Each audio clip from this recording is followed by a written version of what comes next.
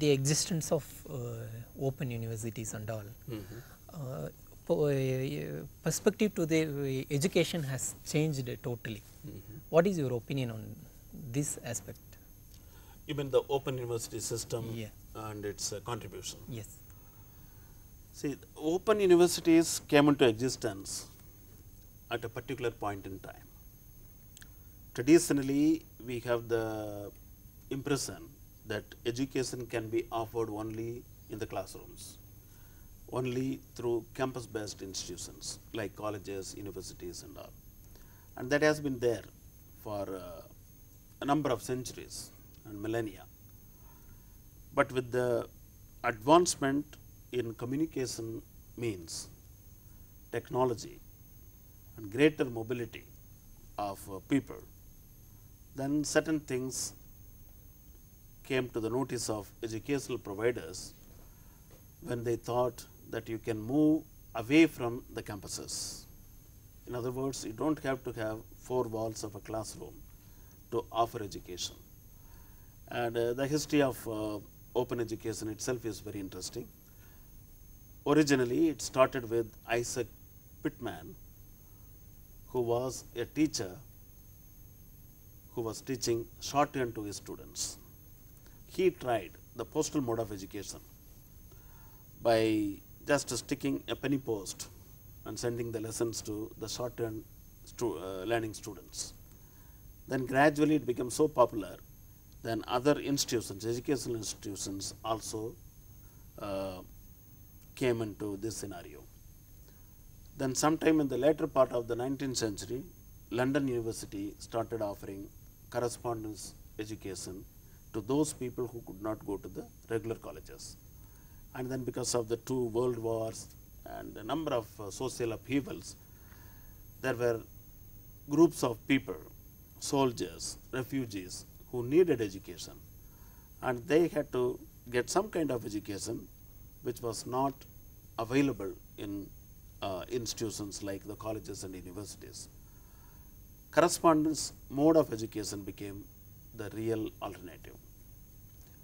And in Russia, after the 1917 revolution, there was a greater initiative taken by the state itself to enhance the accessibility of education to the masses. So they brought in different types of technologies like radio and eventually television. It was working very well. After that, in 1969, when the Labour Party came to power in Britain, the first open university in the world was established in 1969. This open university even now is looked at as the Mecca for all the open universities in a number of countries.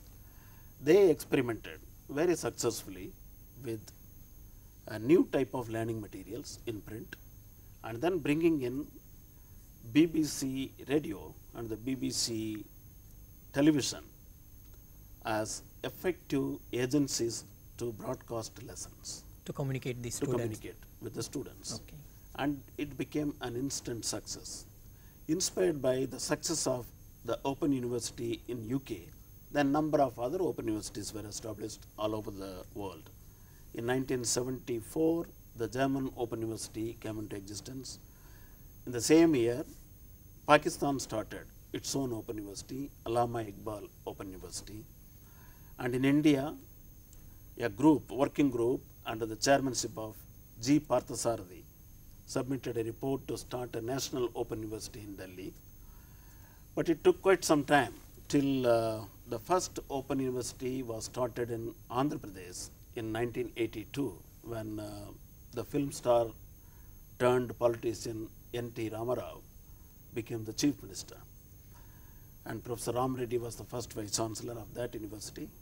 And in 1985, after passing an act of parliament, Indira Gandhi National Open University was established. Professor Reddy was the first vice chancellor of Indira Gandhi National Open University as well. As of today, we have 10 state open universities, 1 national open university, and more than 90 correspondence or distance education institutes located in campus-based universities throughout India. And you also have a number of IITs, medical centers, engineering colleges, which also offer distance open learning programs. So that way it has caught up with the trend, and their contribution is very significant. Now at least about 20% of the enrollment at the higher education level, the distance education institutions are catering for. So that is the scenario. The other important contribution is to break the rigidities of the classroom based, campus based education. For example, you can just imagine what will be the composition of a class like say first year BA or even MA. You have comparable age group, maybe in the 20s, and they come to the class, stay in the hostels or they are day scholars, the same set of syllabus, same set of assignments or questions if there is any provision for it, and then they move on, then they go for higher studies.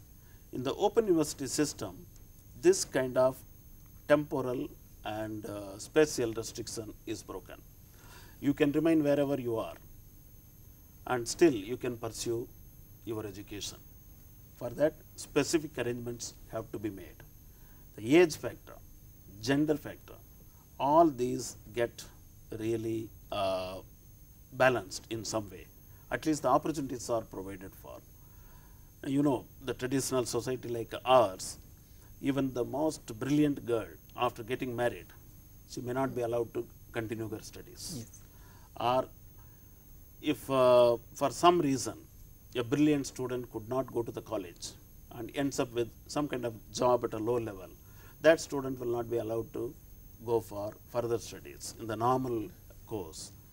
Here is a provision where age, gender and place of living and work, these things do not really become barriers. Then what about quality of education? Well, that is also a very in college and classrooms there is a question. teacher to Yes, guide you, that's and right.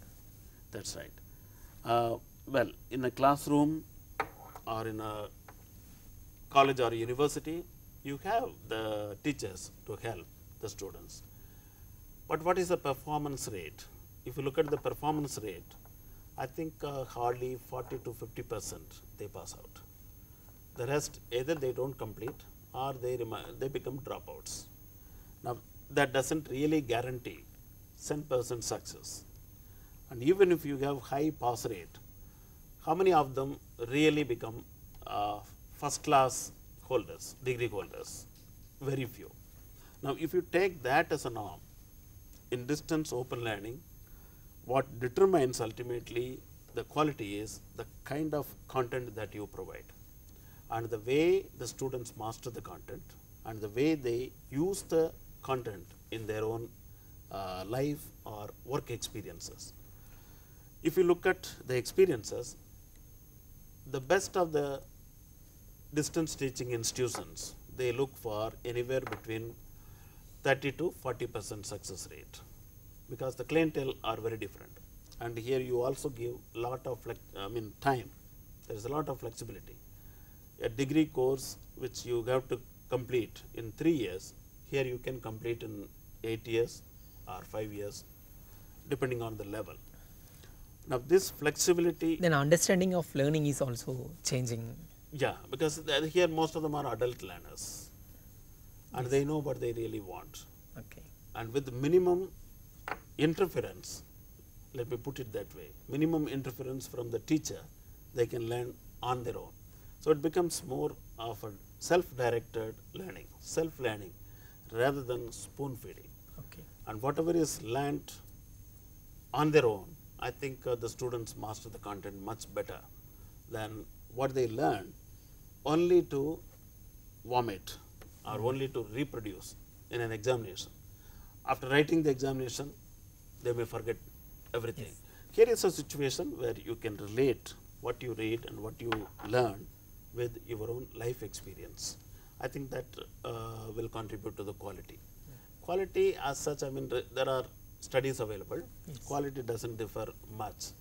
In certain cases, quality is found to be much better in this scenario, but that does not, however, exclude the possibility that we may neglect quality if we do not have proper arrangements. Given the proper arrangements, quality can be assured as effectively as it can be in a campus based university setup or college setup.